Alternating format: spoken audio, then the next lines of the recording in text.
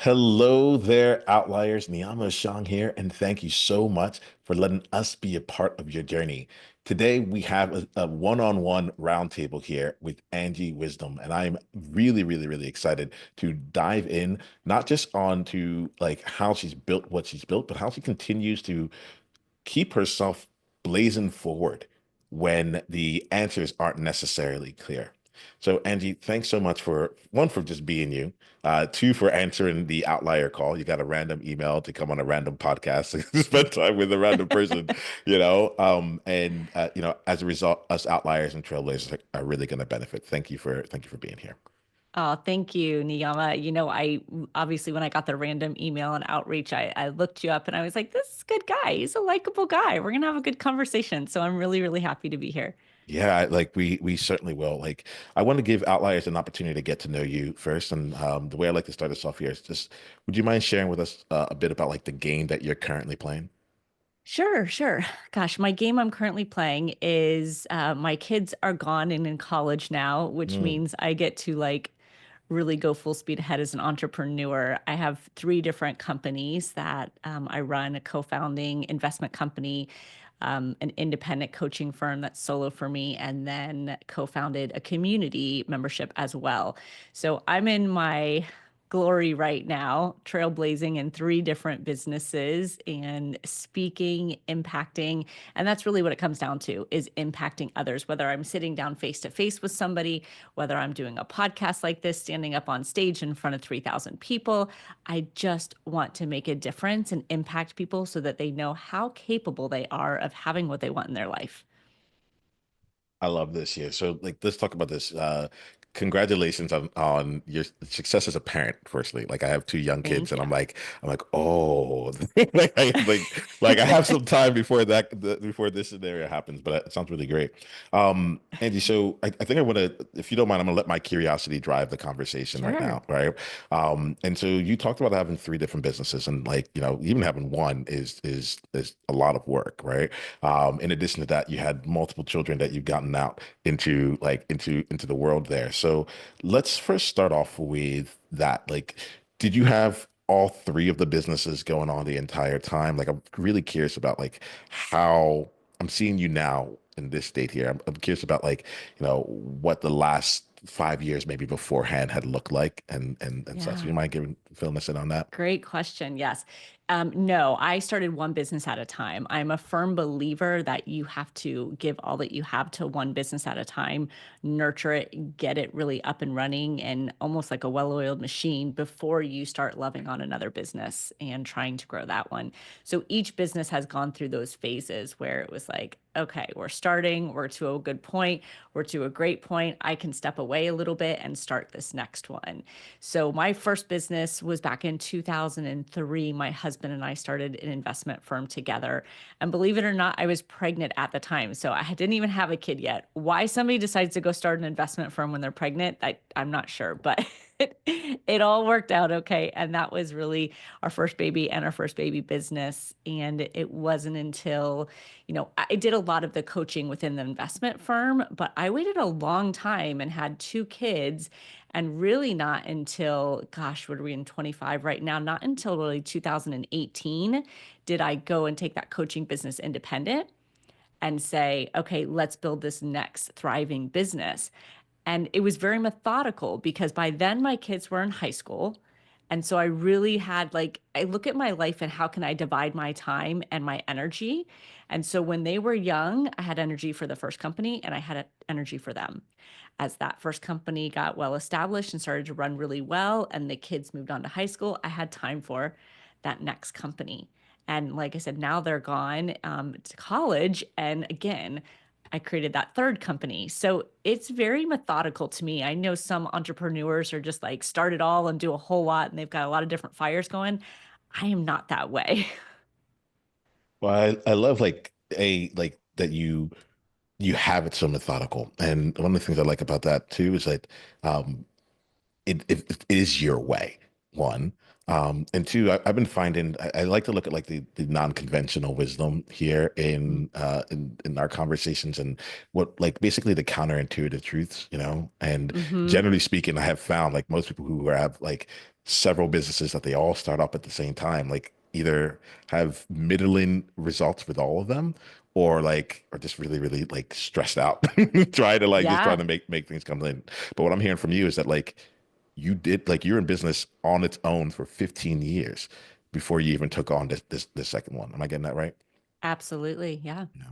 Yeah, and I'd Yeah. like to think about it here because us outliers, we have a lot going on. We have a lot of things that we know that we could be doing. And so I think there's something in there to like just be able to slow down and say like let's get something right and let's also make sure it works with Hmm. our with the bandwidth of what we got right now. Right. 100%.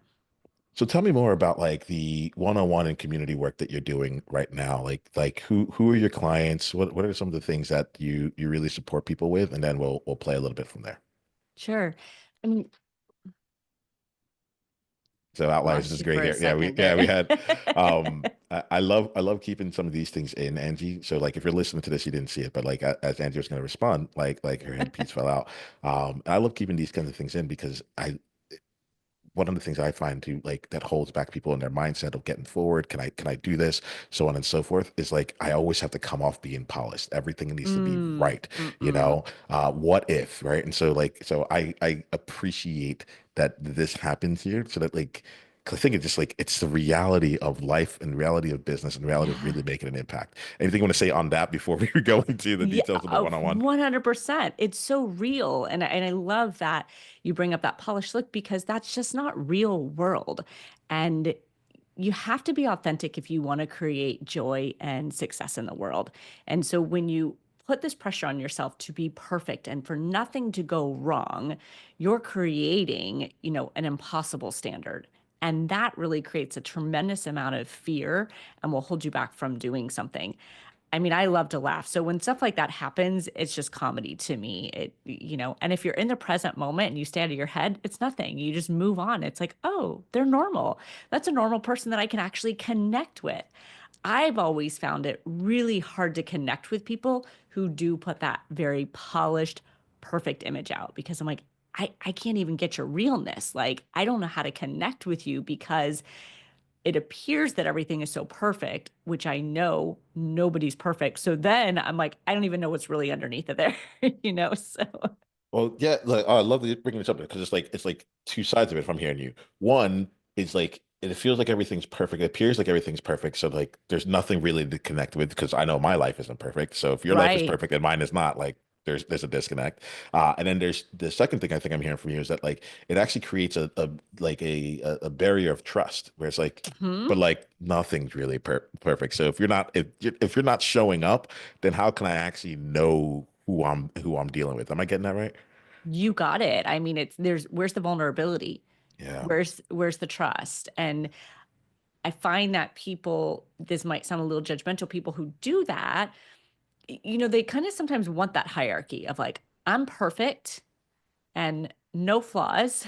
And sometimes other people are, and I don't operate well in that space. It doesn't feel comfortable to me. So I'm always about being real, whether the AirPod falls out, whatever happens, it's all real life. I like that. Outliers, take this in for you here, right? If there's a place where you've been like holding yourself back, slowing things down because of perfection, like here's some of what is also being communicated by striving for that perfection. You might be actually getting exactly what you're trying not to get, you know. Hmm. So So true. So tell us here, I like just even just being in as part of the conversation with you, Angie. I feel like this is kind of stuff that you support your clients with, and so on and so forth. Do you mind letting us know more about your practice, your one-on-one business, your community as well? The mindset piece is huge. I Yeah. didn't start out in that space. When I was a financial advisor at Morgan Stanley before I started my investment firm, I really was this performance junkie where it was like, you show up as whoever you need to show up as, you do what you need to do, you put your head down, you grind away. It doesn't matter what you sacrifice, you just get it done and you hit the finish line. And I realized it was a really unhealthy way to go about things. I was crossing days off a calendar like I was serving a prison sentence. And I realized that like life should be more fun. Success should be hard, but not unenjoyable. And so that really changed things. And and the changes that I made and the success and the joy that it created really is what turned my passion from helping people create business from this grind mentality to creating it from a very, self-loving place and having a relationship with yourself where you should could show up authentically, where you drop the perfectionism, where you got out of your head and you were just unapologetically you, in a sense that you trusted people to either like you and they don't like you, no big deal. Like there's a lot of people in the world and nobody likes everybody. So, really helping people get out of their head from that perspective and be comfortable with who they are, know what they have to offer, and go out there and make a difference is what I love to do. And the thing that blocks that so much for people is just the stories, the negative thoughts, the opinions of other people. So a lot of my time is spent helping people break through those stories, those beliefs, and get them in the driver's seat where they get to choose their thoughts and control their mind instead of it happening the other way. So I love this here. Like if there's a group of people who get what you're talking about right now, it's us outliers and trailblazers. So thank you so Yeah. much for this, Angie. Angie, like as you're talking, there's something here where we're not in a coaching environment, but there's something that I realized there's a story that was playing out for me as we were talking, and I trust you enough here, just like the time that we've met, that I'm like I'd be really curious to get your take on it. Would you be open to that? Please. Okay, cool. Yes, share. So you're catching me right now as I'm going through a journey of like reconnecting back to my joy, right? And the joy through business. For the first several years in business, I was far more in the components of like closer to like follow your passion, follow your mission, kind of things there. And with bringing in clients, but on a sporadic basis, right? And so it'd be like we get a five-figure client here, and then crickets for months, and so on and so forth. Hmm. When I had my second child, I was like, no, we can't. Like, we need to get like some more regularity in there. And I found for myself that as time has gone on, there is, I found myself leaning more into like the kind of like the mechanics of business, right? I have like rather than the mindset of business. And what you just said there when you're talking about like how the mindset gets into place, I'm like, I miss that. I miss it. But Mm, like, but I also found like I think if I'm being honest about it, like I had a distrust for a while. I know that it's important. I know that it's really true. And at the same time, I'm also like, but if you don't know the mechanics of business, how like what happens if you have like the like a great mindset, but like you're not marketed, mm, you're not mhm. out there sharing, and or you're sharing and you're like, okay, I wrote a very vulnerable piece. I wrote one piece this week, why don't I have clients knocking on my door?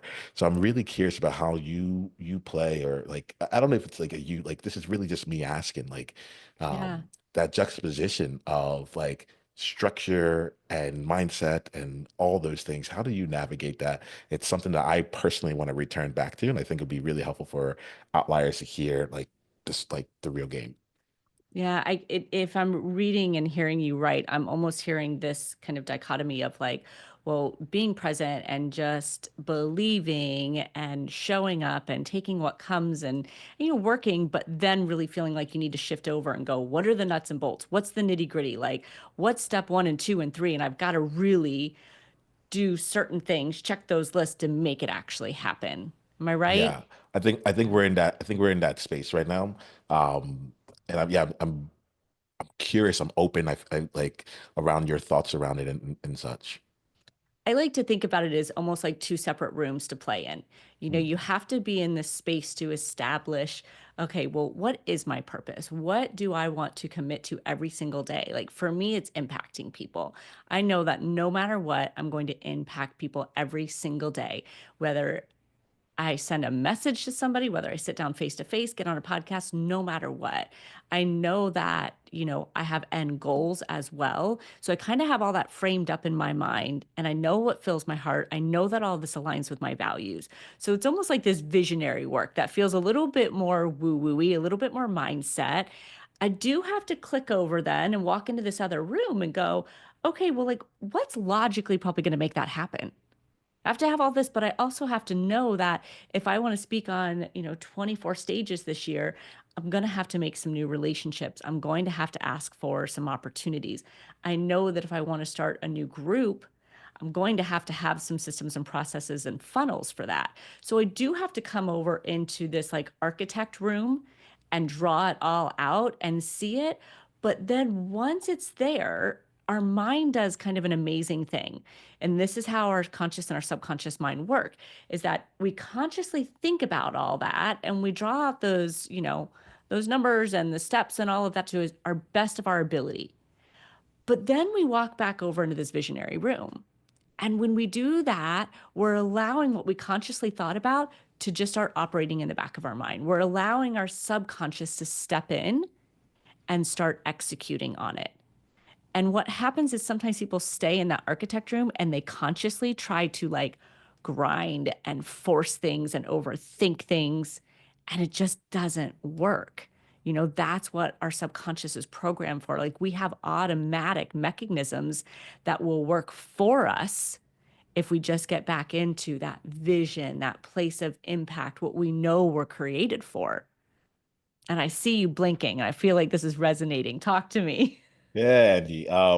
Yeah, I think it's putting a smile on my face because so at my heart, in my core, I describe myself as like I think my soul's on this earth to play, right? Yeah. But like the way like what's fun for me when it comes to play is like growth, impact, changing lives, and Yeah. seeing just like how far we can take things. Because part of my story is like I'm not supposed to be here. Like the world, the person I was trying to create myself as at 17, I got a step up and the whole world opened up for me. I'm like, well, Mm-hmm. so now I'm just playing with like house money all the time. If that makes sense. Mm-hmm. Um, and so there's something in what you said there that honestly puts like adds like another puzzle piece to the equation for me, where it's like, okay, it's both and, but not like, and it's simultaneous, but there felt like a freedom of being able to say like, let's make sure you like we get the vision in place. We then sit over and make sure that like, do we like how are we actively, practically going to get to this? And Mm-hmm. then like allowing the vision to come back in and being like, now we can go, let's do this in a way with ease, joy, fulfillment, so keeping a larger vision in mind. The the subconscious will keep working on it. We have a plan, but we're going to go out in the world and be present, knowing that the Yeah. plan is going to continue to actuate itself as we move along. Am I getting that right, You Angie? got it. I got goosebumps. So you're definitely on it. And I could even feel in your energy, right? The ease in which, gosh, it feels good to get back in that visionary. Like, you trust yourself. And that's a big piece of it that we can talk about is that you have to have a relationship of self-trust in order to allow yourself to lead yourself in that way. Some people don't have that. So when they come back over into visionary, nothing happens, right? They don't make the Okay. choices that align with that. And all of a sudden they're somewhere else and they're not following through. So there does have to be a relationship of self trust for you to go act on those things. Can we slow this down just a bit here, Yeah. right? Because I think I got it toward the end, but describe to me if you can, like when self-trust is in place, you leave the visionary room, you go into the architect room, you come back to the visionary room. When someone doesn't have self-trust in place, what are the actions? And when someone does have self-trust in place, what might it look like? I think that'd be really helpful for us to see like just that kind of distinction. Absolutely. When you have the self trust, you come back over, you feel that grace, you feel that ease. And every single day, you're like, I'm doing exactly what I planned in the architect room. Like, this is happening, without necessarily the thought. I'm intentional about it, but I'm just making it happen. And I know that if I think, well, I don't really feel like calling somebody today and trying to line up a speaking engagement, I step up anyways. It's like I'm constantly my own voice and I'm trusting that. Or if there's a day where I'm like, I need a break. I don't have the capacity today. I trust myself to take that too. So that's what it shows and feels like to show up with self trust. Now, if you don't have that self trust, you go over in the architect room, you build out this master plan and it feels great. And then you come back over here and the visionary room and you're like, well, maybe tomorrow. And, I had this other thing I needed to go do. And I don't know, maybe that's not going to work. Well, you just find your brain finds all of these outs. and you're not holding yourself accountable. You are allowing yourself to take that easy out or to come up with an excuse. And the people that are listening right now, they know which bucket they fall into. Yep. I was They just thinking that know. Angie is like, I was like There's calibrating no doubt. outliers. Like, where are you at right now? Yeah. Yeah. Yes. And so, if you have that self trust, it's like, this is a great reminder to get out of the grind and trust yourself and go do it. If you don't have that self trust, stop the tape now and we have to work on building that self trust. Yeah, it's an interesting thing here. I appreciate it, Angie. Like one of my styles. I'm trying to find my balance with this. Like I talked about vulnerability and trust earlier, and this is like on like and we had that conversation with how others will like perceive and trust and relate to you. And now we're also talking about like self-trust in here. Mhm. Um, I love what you're saying. Like, and at the same time, I'm like, it can be really hard. It can be really hard. And I think like even now, like in this conversation, I'm choosing to bring in challenges that I'm facing Mhm. intentionally, rather than like creating that space of like, either being distant as just the interviewer or like someone else that's the guru that knows all the answers to. I'm like, I'm going to let you know, like I'm still figuring out this Yeah. and it can feel painful. Um, Yeah. and so I think I'd like to play a little bit in the self-trust world with you if you're good for just a little bit longer. Mhm. And then we're gonna come in and see we'll shake up the game a little bit. All right. Okay. So in the self-trust world, I'm really curious for you. So you had 15 years of business one. Now you've had another 7 years of business two. You're in business three as well. Like, how do you navigate those elements when the visionary ideas you came up with and the architecture of it has like also seems solid. And when you're back in the visionary world, it either feels like it's not coming together, like you're seeing evidence of things move faster for other people. And then I know you work with high achievers and high performers, and being one myself, like one of my Achilles heels in this is like I'm so used to everything just working out. Like things Mm. just tend to be easy. So if this is hard, then I must be doing it wrong. If I'm not Mm. enjoying it in this, yeah, let me put it that way. I'll leave it at that. There. I'm kind of curious how, I'm not kind of, I'm very curious about how self-trust plays out for you in that regard.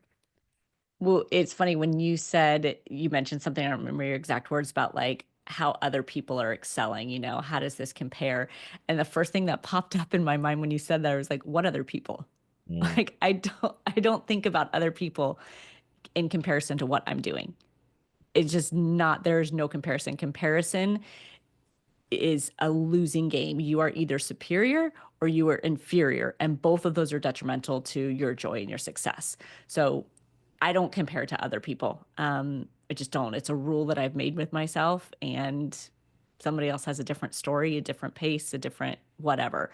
So that's part of it. It's only comparison against myself and what I know I'm capable of. I think everybody approaches challenges differently. I'm wired as a challenger. I love the Enneagram assessment and I'm literally a challenger on there. So hard doesn't bother me. I like hard. I'm used to overcoming things. I like to be challenged. So I think that's a gift of mine. And if you don't like that, it's like we have to think about one, is it just hard and uncomfortable or is it unenjoyable? Right? Because those are two different pieces. If you're like, I hate this and I'm not even enjoying it, there's probably something off there. But if it's like, man, this is challenging, this is really making me a little bit uncomfortable and it's pushing me, that's where growth is. That is like the flag that says, guess what? You're getting ready to grow.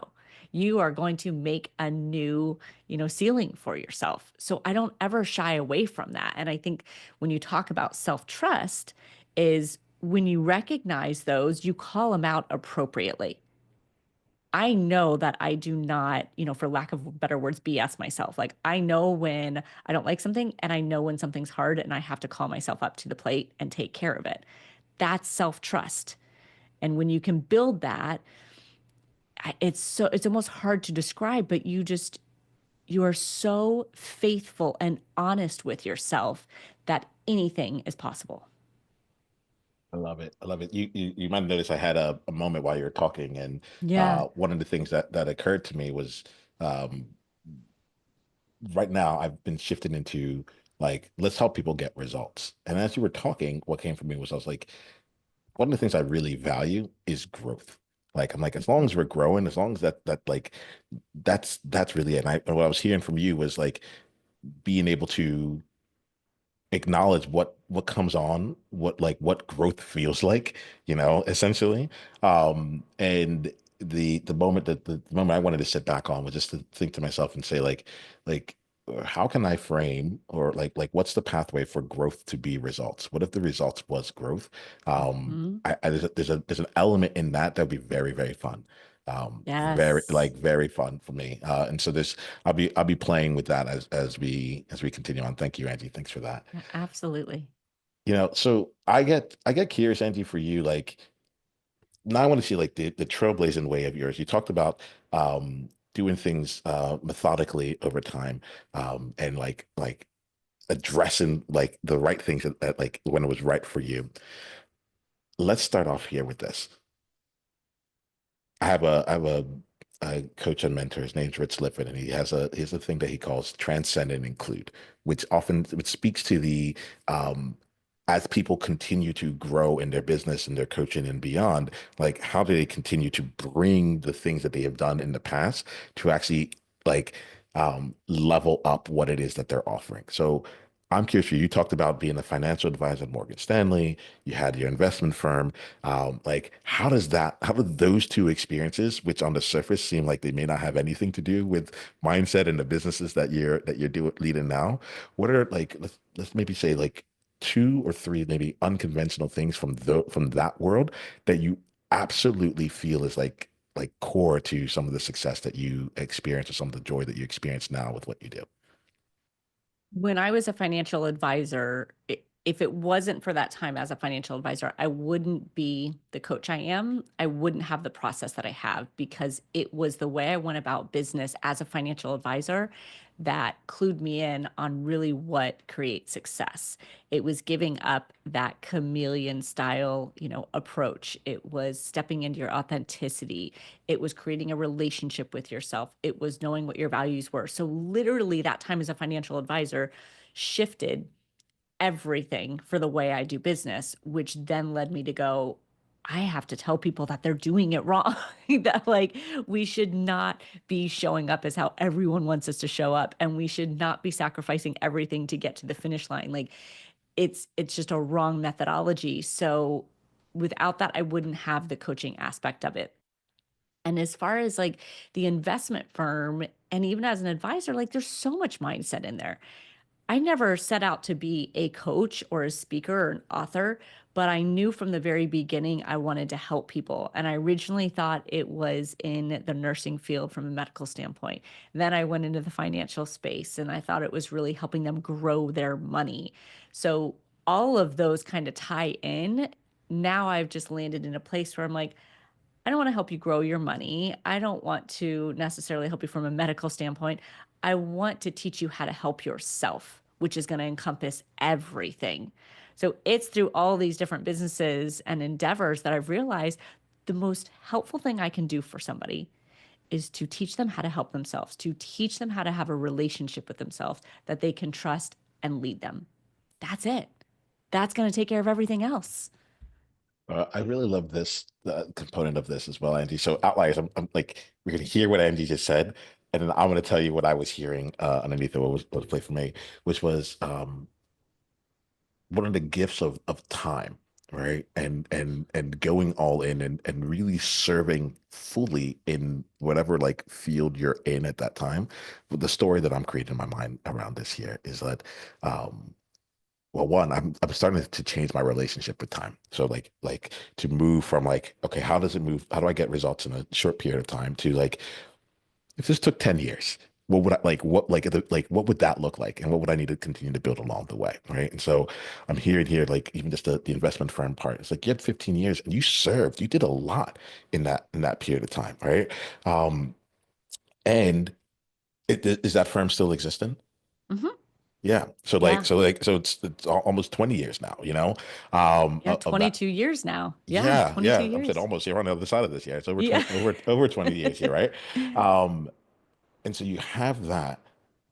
And I guess what's coming to me is that like you allowed yourself to continue to evolve and you didn't have to like quote unquote get it right the first time. One, two, your hypothesis continued to evolve over time. You're like, because what I get is like Andy's always wanted to do the same thing, which is to help people grow and have a really positive impact on them as they're going through, as they're going through life and such.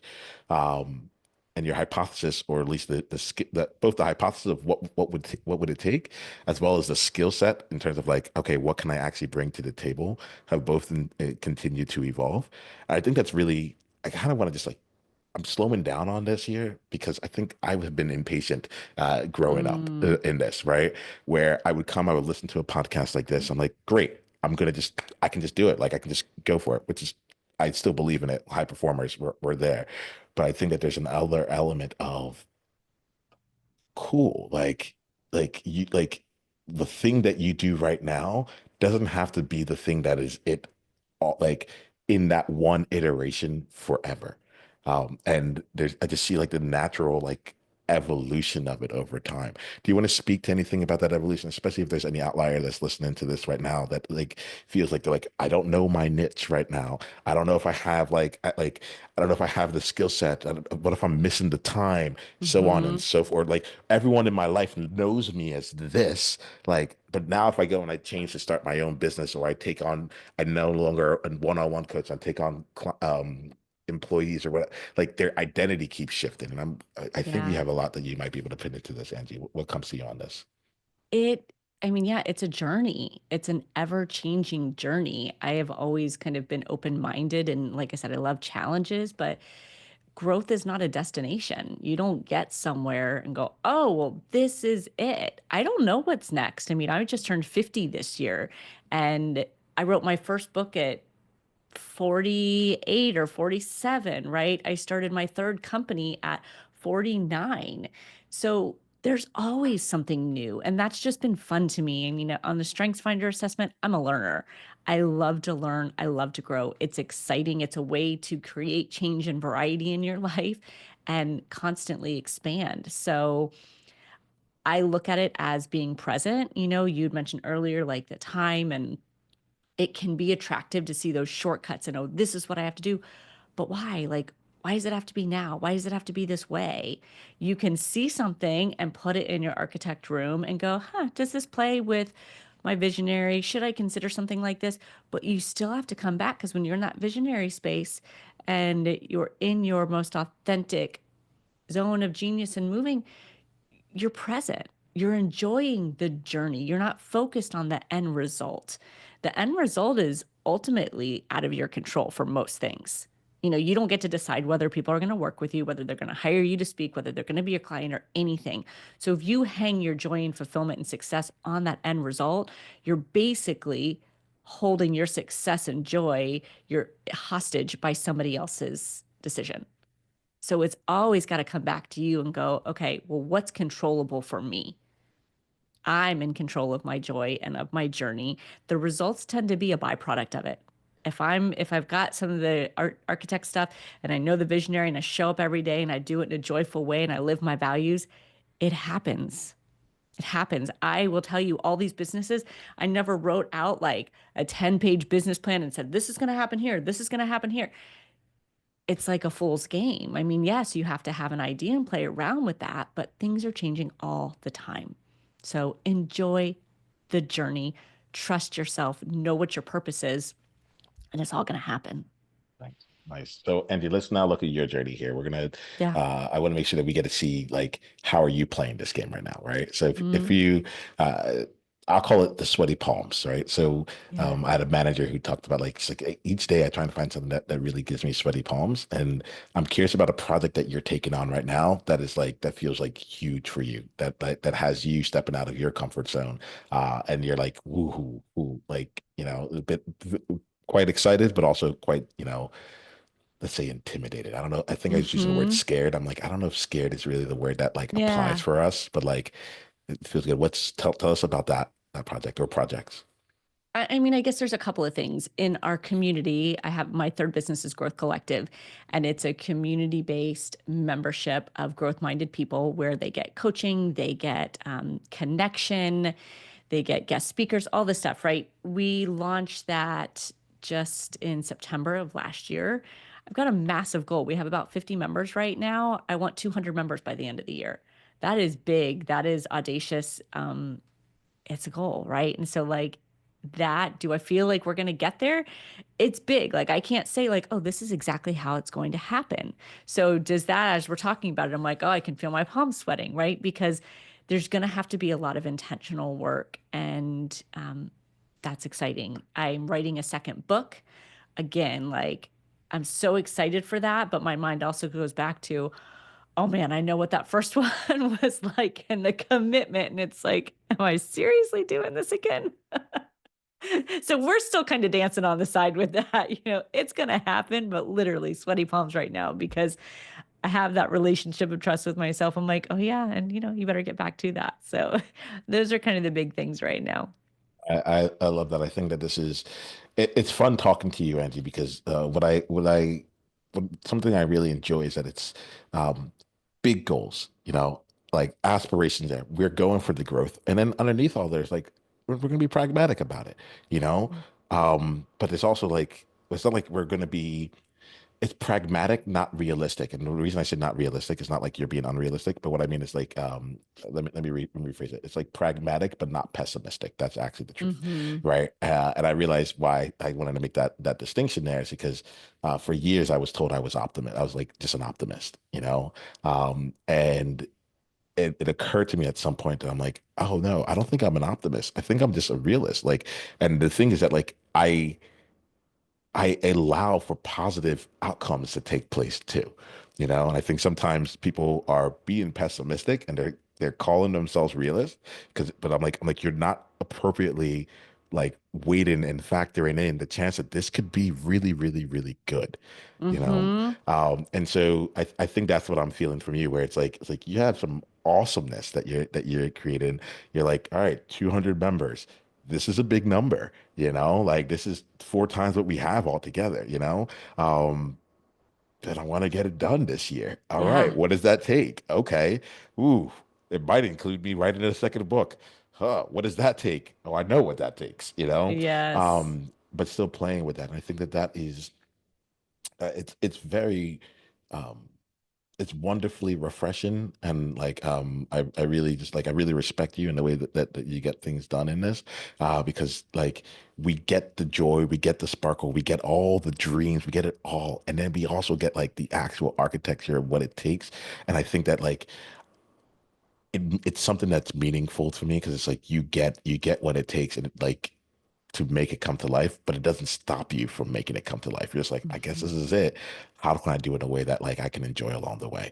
That last part, I might have put some words in your mouth, like calibrate me as necessary. But this is the sense that I get from you. I'm like, this is what's possible when you spend time with Angie and when you enter into her world. It is. No, you're spot on there. And one thing that you said about being a realist or an optimist, it's really dangerous to be a realist because our mind is truly what limits us. If you are realistic and you're like, well, it's realistic for us to get 20 people, you're going to get 20 people. And that's it. Your mind creates your reality, and people don't understand that you think you're being realistic, but you're only actually operating in what you know and what your mind can see. And so when you do that, you keep yourself in a very limited box. I would never hit 200 members unless I started to go, I want 200 members. And until I started to visualize it, until I started to see 200 members come through a door, reach out. Like you have to start playing scenarios like that in your mind in order for it to happen. Because that's, again, the power of that subconscious mind is that it starts to see things, doesn't know the difference between real and make believe. So if I see 200 members, my mind starts to believe that that can happen. When you start to believe it can happen, you start to expect it to happen, and you start taking action in a manner that's going to make it happen. So I love that you brought up the realist, and yes, everything you said about me, yeah, it's true. It's like there's more. We are truly, as cliche as it sounds, we are truly capable of absolutely anything. but you have to be willing to play in that field and, kind of be unattached but open for it all. Nice. Nice. All right, Angie. So we're gonna start wrapping up our conversation here Yeah. today. Um, I I want to leave here with a bit of like your outlier ways. Like I have a couple questions I'm gonna ask, but we're gonna Okay. like I can feel that the momentum's coming down this way. Um, I'm curious, like, what is something that you do that most people would like, if they looked at it, would be like, that can't possibly work, but it works like when it just works for you, you know? What's that thing that you wouldn't may not even recommend it to anyone else, but you're like, I do it and I love it and it's great for me. I don't know that I wouldn't recommend it to anybody else. So I'm going to tweak your question a little bit, Okay. but what is something that I do that often people are like, no way, how does that sound impactful? Is I do the morning mindset. And I literally, it's part of what I wrote the book on. It's a journal that I use every single morning. It's just like 7 or 8 prompts, but it changes everything. And when people look at it, they're like, this seems a little woo woo. What could it really do? And then when they do it, they're like, oh my gosh, now I get it. Now I see. So that is something that I have done for years without missing a day that some people are like, how do you do that? Why would you do that? So, I love it. I love it to hear it. Like, um, it's just so it's so critical right here. Like mhm, the creation of self, the seeing. I feel like it gives you a chance to go about both in the visionary and architect throughout the you day. got It it. gets it like it plays everything out. Like it's very interesting, Angie. It's like we're talking about things and we're coming at it from like self-trust, trust, and all these other places. But it's like it feels like there's a common theme, a common core that's like it's really not that complicated or woo woo or any of that. It's like it's pretty simple, you know, and we're just gonna keep doing this with different dreams and different Yeah, architecture and different realignment, and then we're just gonna keep going and building the trust and growing along the way. you Yeah. got it. Yeah. Well, Angie, this has been a really wonderful conversation here. Outliers, I have a request of you. We grow this podcast by word of mouth. And the way that we do this here is that um, I haven't asked here that if you can, please share this out with your platform. But in addition to that, we have what we call the one person, one conversation at a time initiative. And this is where I think like the real impact will come from. There's one thing about like numbers and like making sure that there's reach, but there's another thing about like shifting people's hearts and souls. And so I ask that you join us in this initiative by thinking of one person in your world who would really benefit from the conversation that Angie and I are having right here and invite them to come be a part of it. When you share this, when you share this episode with them, share it with deep intention. Let them know, hey, I was listening to this and I thought of you specifically. Here's why. And this is my gift to you to help you to create your vision out there in the world. Right. If you can do that, that would mean the absolute world to me. I feel like that's like the real behind all of the things that are happening with this podcast and more. So it mean the absolute world to me. I appreciate you, Outliers. I really do. So Angie, last thing here for us as we wrap up will be for any outlier that wants to go deeper down the journey with you in any of the plays, how can they do that? And then would you mind sharing with us one insight that you got from this conversation, something that you're taking away? And if you're not, there's no insight or anything like that, that's fine. You can just say that too. But why don't you let us know how we can go deeper and then insight you got? Yeah, I put a ton of information out there on social channels. So Instagram is probably where I'm most prevalent. Angie Wisdom Life Coach, same tag at YouTube or LinkedIn as well. It's pretty uncommon name, Angie Wisdom. So you'll find me no matter what you Google there and follow along. I have a book out there too, The Not Negotiable You. That's on Amazon. And it truly paves the way for you to build that self trust with yourself and build that relationship that will lead you to what you want. Insights, Niiamah, you really kind of got my mind thinking when you talked about your own little bit of a challenge right now where you're like, I've moved over from that mindset piece and I'm kind of like in the nuts and the bolts and the nitty gritty of like making it happen. And sometimes I just lose sight of that a lot of people, that's what we're taught to do. You know what I mean? To do the labor, to do the heavy lifting. And we get caught in that conscious world of trying to make something work. And so you really kind of brought to mind that space of getting back into that visionary role and letting it happen. So that was a good insight.